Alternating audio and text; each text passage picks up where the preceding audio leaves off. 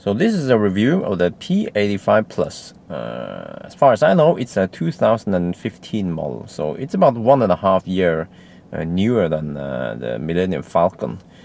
And a lot of things have happened since then. Well, first of all, the first thing I noticed is that the soundproofing is better. It could be because of this car has studless winter tires, so they are dead silent. But then again, I've been driving it for a bit. I've been driving it in the city, and also I did some highway driving at 110, 120-ish kilometers per hour. And yeah, the soundproofing is better. I mean, of course, the car is 1.5 years newer than the Millennium Falcon. So the Millennium Falcon came out in the end of 2013, and this is from 2015. Yeah, in the beginning of 2015. So you know that they say that the car, I mean, every week about 20 to 30 points or like things are improved. So even though the car looks the same from the outside, it has a lot of improvements in the inside. So for instance, the handles, the gear handle, and the indicators and whatever, you know, they are different. Those are, as far as I know, they are still from Mercedes. It's just Mercedes upgraded, so therefore Tesla also upgraded. And there is also a different leather in the dashboard. I think that's Alcantara in the dashboard. And what else? Well, and then you have, of course, the Autopilot package. And also on the outside, you have better sensors, more sensors. You actually have sensors on the side, on the front side and the front back. On the Millennium Falcon, the old chap, you only have sensors pointing more or less in the front and the back, no side sensors. So those are the park assistant sensors, by the way, I'm talking about. And that's about the noise. The noise is better. The soundproofing is better. It seems like they did, I'm not sure what they did, but the wind noise seems slightly better, but also the road, from the road, maybe they put some more padding in the wheel arches or something, but it is better. And also the feeling, I mean, okay, this is a P85 Plus, so it feels tighter than the old car. So I'm not sure if because the old car had done 135,000 kilometers, maybe it's starting to get some slack, but I'm not sure, but it feels tight. It feels more premium. It feels better built. So the whole car feels better built. And I also see that, well, it is fairly new car. This one has only done a little over 4,000 kilometers. And well, I didn't see the issues that I saw on the old car. So most likely those issues were, of course, fixed on this one. That's good. So the handling, everything feels, but acceleration, well, okay, it has soft winter tires, so I wasn't able to do any crazy tests on that, but it feels pretty solid. And speaking of acceleration, this one has the battery pack. I checked it out. It's a revision E. So the battery packs, they have different revisions. As far as I know, revision A, that was the first one that came in 2012 in America. They could only support up to 90 kilowatt supercharging. And then the revision B that came out later, and also in Europe, all the European cars, they have revision B. That one can support 120 kilowatt supercharging. And then I'm not sure about the C. And you know, I had a battery pack replacement, and the old one was a B, and then I got a D, and supposedly not confirmed by Tesla, but the rumors say that the D pack can support 150 kilowatt. And the E pack, I'm not sure. I did a test, a supercharging test. I also did some acceleration tests, but that wasn't too... I didn't get the impression, because I want to find out if the newer battery packs can actually sustain higher power output, continuous power output, because the old pack yeah, as soon as you start pushing it over 170, 180 kilometers per hour, you get a limitation in the power. So it actually, I mean, I thought it was the motor, but the motor overheating or something. But then again, someone told me that it has some really big radiators, and so it can get rid of the heat. But the battery pack has a limitation in how much power it can output. And as far as I know, I also been told this. I also see in the video that the P85D, they say the battery pack in the P85D can sustain higher power output, and I think it's plausible. It's very plausible, because I saw a Norwegian owner send me a video where he accelerated from 0 to 210-ish kilometers per hour in Germany, of course, yeah. And during that acceleration, his car didn't get the yellow dotted line at the higher end. So, and you can also see that my car got the yellow dotted line. So, supposedly, yeah, the new pack will be better, and I'm not sure about the E pack here, but yeah, I did a supercharger test, and I also looked at the same numbers on my car, but that was with the B pack, and actually the power output throughout, I mean, if it's like if you look at how many kilowatt you get at 10% state of charge, 15, 20, it was actually in the E-Pack, it seems to be like 5 to 10 kilowatt higher than the old pack. So that made me thinking maybe I should test the D-Pack. But then again, when I did test this over like a span of 10-15 minutes, it seems to only differ like 30 seconds or maybe 1 minute. So in reality, it doesn't make that much of a difference. So it's not like, yeah, you want the E-Pack or the D-Pack because it's charged slightly faster. So I'm not sure. Okay, enough talk about batteries. I can go on forever about that. So the car, like I said, it feels sturdier, and also it has those it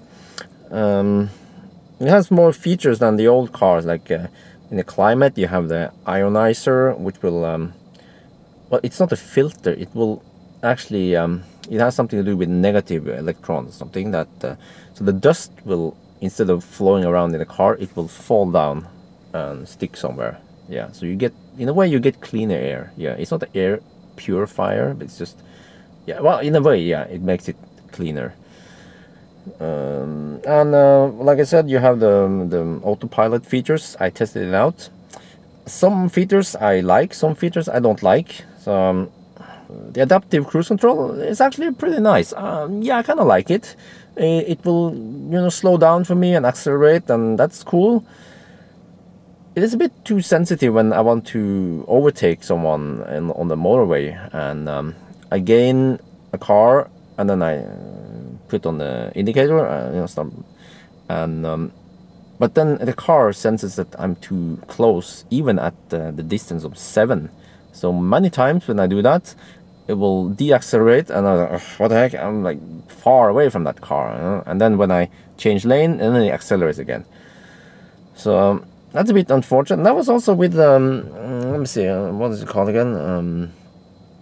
Overtake acceleration on, because that one is supposed to not make the car act like that, but it was still that. Lane departure warning was also a bit annoying. It's not like I try to run over the lane or whatever, but it's just that I get that more often than I would. So I don't know, maybe I'm just too old school, but I don't know, it was a bit annoying. The good thing is you can switch it off. Same with the speed assist. Unfortunately, the speed limit warning is like, it will warn you as soon as you, not as soon, but it will periodically warn you if you drive over the speed limit. I mean, it's not like I do it, I'm not like, well, in Norway, the speed limits are ridiculously low. I'm not gonna have any moral talk about all this, but a few times when I did drive in the speed limit, what happened? there was a big queue behind me. I'm like, oh shit, but I had to save power then. So to not, and then people start overtaking me, and that could create some dangerous situations. So that's why I usually stay a little bit over, not too much, and that's fine. So actually once I also stayed a little bit over the speed limit just to flow with the traffic, and there was actually a radar, a laser control, and the police didn't care because they will only take people who drive way too fast. But anyway, back to the speed limit warning. It's a bit too annoying that it will display it. So I guess you can set the offset higher or whatever, but would be nice if it could only show the speed limit, up on the navigation screen, but not display any warning. But then you can't. If you switch off the speed limit warning, then that info will be gone from the map. So yeah, I'm not sure. And also the forward collision warning, well, that can be switched off also, but it actually it warned me one time. I wasn't too close, but the car sensed that it was, dangerously close or something. So I'm like, oh well. So but I guess these features are nice. So but the problem is, oh yeah, but the cruise control, because I'm too used to manual cruise control, and sometimes I want to use manual cruise control than adaptive, but there is no way to switch it off. At least, I mean, it could be, but I haven't figured it out. I didn't read the manual. So yeah, it would be nice to have manual cruise control sometimes, I guess, and it's not possible to switch it off. So but then again, it's nice. It's nice, new features. What else? Actually, my car is so old that it doesn't even have the power folding mirrors like these one has. And you can choose whether you want it to automatically fold or not, and it's useful, I guess. But then again, the car is so wide on the rear end. Yeah, it's got a big booty, so folding the mirrors won't really help that much. And the problem in Norway is that if you fold your mirrors in the winter when it's freezing cold, you could ruin the motor. I had some issues with the BMW where I lent it to my friend, and I usually never fold the mirrors, and he folded the mirrors and parked it at the where was it again? Airport. Yeah, at the airport. He parked it there, and then 2 days later I came, and it was freezing cold, and I couldn't fold it out again. It was freeze, and it was stuck. Well, actually, yeah, I don't know. So anyway, you get my point. So, but then again, that feature can be switched off, so that's fine. This one has alarm package. Well, it has sound package, so that's the same. It says, yeah, it feels the same. Actually, I noticed something though, that the screen, not the 17-inch, but the small screen, seems like it has better color reproduction. It has more vivid colors than the old screen. So this is probably like one of the 20 things that they improve every week. And also, from my impression, I'm not 100% sure, but I mean, I take photos and everything, so I should notice, yeah, that the rear camera actually, it seems like it's better. They have improved something there. It seems clearer, and let me try to look at it now. And also, it seems like it has better night capability, like low light capabilities. So that's also cool. That's good if that's true. Because I haven't done any direct comparison. My own car is at the service center, is being fixed for some issues. So yeah, but then again, I've driven the Millennium Falcon a lot, so I should know everything in and out there. So what else? Well, in the front, this is of course is the rear wheel drive, so there's no dual motor, and that means in the front you have a big frunk. That's good. And in the back, well, this one doesn't have the child seat, so it has a big boot in the back also. So what else? Well, so you see, if you're thinking about buying a second-hand P85 Plus, yeah, I would say if you don't need four-wheel drive, if you live in a country where you don't need it, then yeah, you don't need dual motor. And I also did some tests. Well, not official tests, but my impression is that the P85D, the D, well, as long as it's wet, or okay. Speaking of the acceleration is pretty insane. I mean, it is, but that's pretty much from 0 to 50 kilometers per hour or something. As soon as you move over 100 kilometers per hour, a standard P85 versus a P85D, it's close. I mean, if you look at the numbers, 400 horsepower versus 700, it should be almost twice as fast, but it isn't. So this is, of course, speaking before the upgrade. Elon Musk tweeted that they will upgrade. There will be an upgrade, acceleration upgrade, both on the P85D and also the regular P85 Plus. So we should see after that. They probably found out that the motor or the battery or both of them can sustain higher output over time or whatever. So they will boost it up more. But still, I think it's not going to be like night and day. So in terms of acceleration, a rear-wheel drive, if you live in Europe where it's not snow that much, then a rear-wheel drive would work just fine. So if you would buy a second-hand car, an old one versus a new one, I would say go for the new one. It has so much good features, and it is better. It is better in most ways. It is better, and most of the disadvantages you can either disable them or you can live with them. So I would say, there are more disadvantages than there are more advantages than disadvantages with a new car. So if you want to buy an old car, I know it would probably be because maybe you get it inexpensive, or maybe you want even bigger frunk, because the old car has a bigger frunk, and the old car has the new one I can't show it now because I have stuff in the back. The headrests are higher, so that's good, of course, for people who sit in the back. But for me, who never have passengers in the back, I want it lower because it's in the way.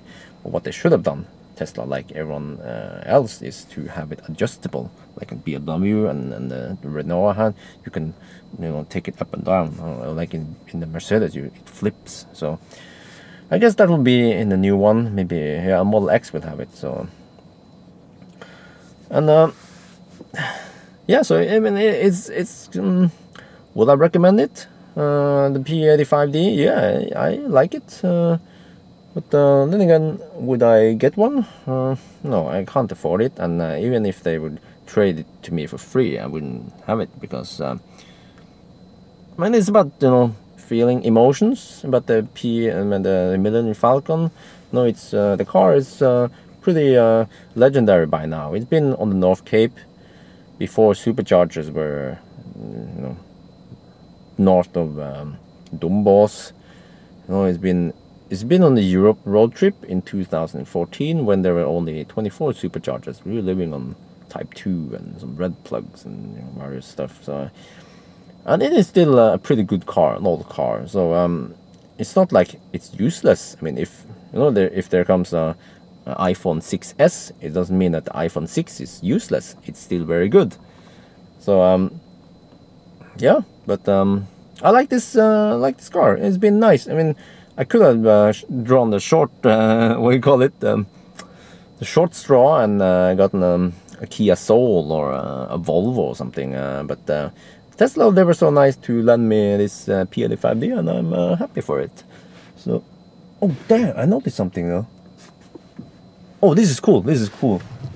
Oh, okay. Because you have, on the roof you have a Alcantara roof. I think that's what it's called. I'm not an expert on stuff like that. But on the Millennium Falcon, this middle here, what you call it, it's black plastic. But in the new one, you actually have Alcantara here. That's better. Yeah, it feels better. It looks looks better. Like I said, the whole car feels more premium than it did before. So it's not like it was that bad, the old car, but you know, people were complaining. And again, like I said about the noise, you know, if you tried an old like a car 1 or 2 years before and you thought that, nah, you know, this is not for me, it's too noisy or whatever, go try again a new car, a brand new car, and Tesla. They improve something. It feels better. It's yeah. So yeah, I guess that's it for now then. I probably forgot a whole bunch of things I was gonna say, but then again, it's not that important. So yeah, this is good. Oh, of course, I forgot something. It's a bit important, I guess. The sound on the Bluetooth, the telephone sound. On the old car, the Millennium Falcon, the sound is a bit too sharp. Like, yeah, it's like it kind of pains in the air. Even my wife complains. And the new one, it's better. It's the sound, the speech is more natural. I mean, yeah, on the phone. So that's good. That's also a good improvement. And also, I forgot to mention the auto high beam. I did try it out in Norway. Yeah, in the dark, and it is both good and bad. So it's pretty responsive, but sometimes I feel like it kind of switches on and off where it shouldn't. So then again, I'm old school, so I prefer to do it manually. But it's also nice to have that feature, auto high beam. I guess this one could be tuned. So yeah. So yeah, that's it for now.